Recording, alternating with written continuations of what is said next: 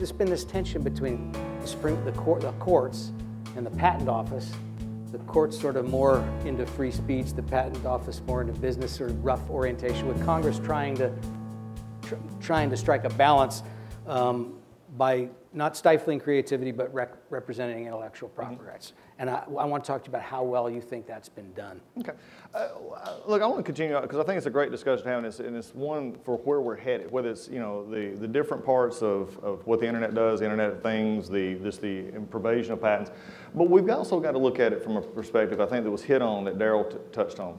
And that was, first starting with patent quality. And I think we go back to the original thought of what is patent quality and what does that actual patent mean?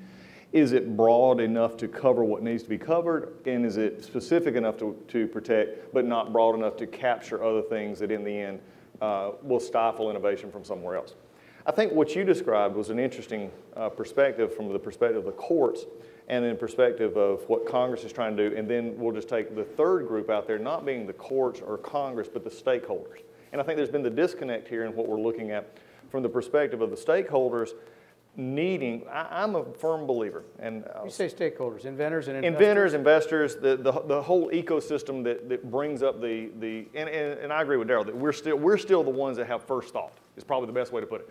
America is still, I believe, the leader in innovation of first thought. We have that first thought that is then, either we take it or others take it as well.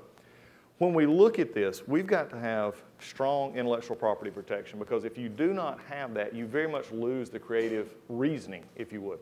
This is the concern that I think Congress is having, is saying, how do we make sure that there's good creative protection while at the same point giving something that businesses then can use and it not be used against them?